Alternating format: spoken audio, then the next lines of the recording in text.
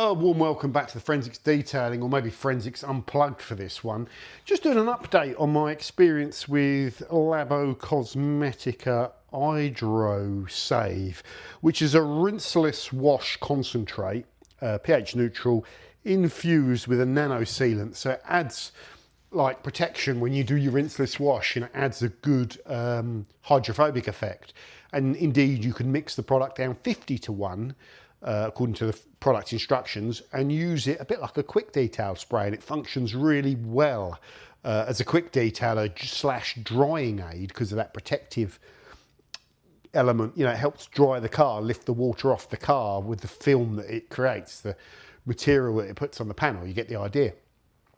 Someone said to me in the comments that they were using it that way, and it once they'd mixed it out and then left it and went back to use it, that it blobbed up into like gloop and wasn't usable. And I thought, I haven't seen that. And I'd had it decanted and mixed up as a detail spray for, I think, like 3 or 4 weeks. I went to use it today and just noticed when I'm spraying it, you get a squirt and then it stalls, and I was like, oh, maybe the filter's blocked up on it or something like that, or there's some stuff inside. So you just have a look, see what's going on. And it has an orange like tint, and the filter's got a little bit of orange material on it, and there was a little bit of slime on the hairs, you know. But if we look in there, can you see that it has, something's kind of reacted, and it has like gelled up a little bit. Yeah, so like that stuff is getting drawn up through the filter and blocking the filters. So yeah, something has happened with it, which is interesting.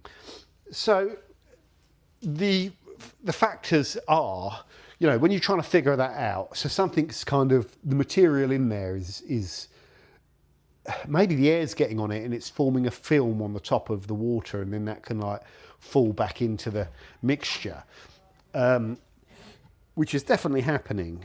Or, you know, if we look at this stuff here, it's like a kind of rubbery film.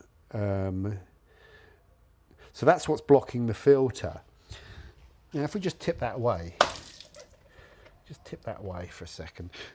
It's not, that chemical cost was like about 10p's worth of product, so we're not wasting too much. If we just take the actual product here in its raw form in the rinseless and we pour it in there, just conscious I might not have got all the rubber out, but you can see that the solution for this is okay. So this hasn't, the actual main product hasn't rubberized, if you like, but the decanted product mixed with water has. So is that something to do with the fact that I think I use tap water?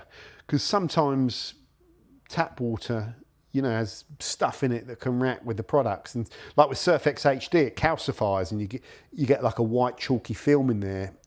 But if you use DI water, it doesn't happen. So I'm wondering, with this product, does it need to be mixed with DI water, or is it nothing to do with the fact that I use tap water and it's more to do with air getting in there? Or could there have been some old surfactant in there? I don't think so, because I did rinse that out. And it's a QD bottle, so I haven't used it for like APC. But yes, the bottom line, I said to the guy in the comments, I haven't seen that. But yeah, I am seeing what you're seeing. So when something like that happens, the best thing to do, I think, is to try something different. So for me, I will mix it with DI water and see if that solves the problem. It has taken about 4 or 5 weeks for that to start gelling up for me.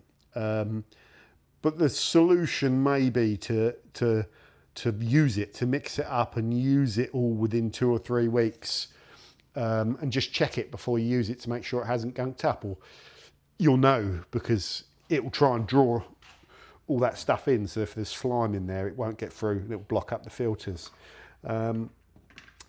So yeah, fair play. sometimes, you know, polymers and stuff, maybe hot weather could play a factor in the summer, that it's sitting there and the sun gets on it or something. I don't know. But yes, it can gel up a little bit from what I've seen. Still a fantastic product for me. I will keep an eye on that though going forward. And I'll start by using it with DI water. I haven't seen that gumming up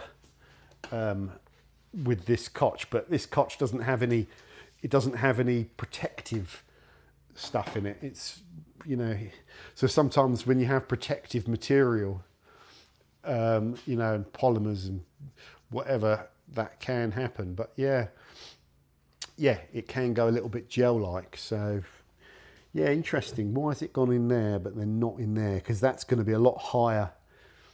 That would rule out temperature actually, because it's been in the same place. So it's more to do with the fact, I think. That's also, you'd think that's pretty airtight as well.